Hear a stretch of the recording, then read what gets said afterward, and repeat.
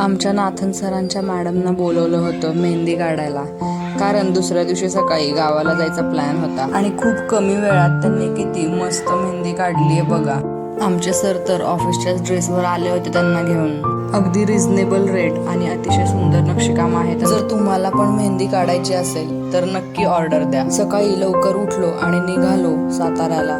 निमित्त होतं माहेरून येणाऱ्या बुत्ती. सकाळी सकाळी रस्त्यावर अजिबात गर्दी नव्हती. मग काय 2 तासात गाठलं सातारा. जाता जाता भूक लागली म्हणून थोडा नाश्ता केला आणि घरी पोचलो तर काय पाहिलं, बुत्तीचे करंडे आधीच पोहोचले होते. मग काय संपूर्ण दिवस हळदी कुंकू आणि बुत्ती वाटण्यात. सीतेचा वौसा जन्मोजन्मीचा वौसा, सीतेचा वौसा आला नगरी घ्या पदरी, वौसा कोणाचा आशिष. आता हळदी कुंकू आणि त्यात नवीन नवरी म्हणलं की उखाणा माइंडेटरी. दिवस कसा गेला अगदी काही कळालंच नाही. आज आमच्या गावात गणपतीच्या मंदिराचं उद्घाटन आणि मूर्तीची प्रतिष्ठापना करण्याचा कार्यक्रम होता.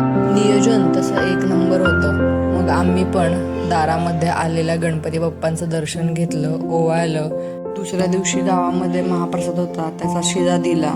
आणि उद्या सोमवार असल्यामुळे रात्री लवकर झोपून सकाळी लवकर उठून पुणे गाठायचं होतं. मजुरी करायला जायचं होतं म्हणून सकाळी लवकर उठून पुणे गाठलं. आजसाठी एवढंच. उद्या भेटू पुन्हा नवीन ब्लॉगमध्ये. Bye bye. लाईक, शेअर आणि फॉलो करायला अजिबात विसरू नका.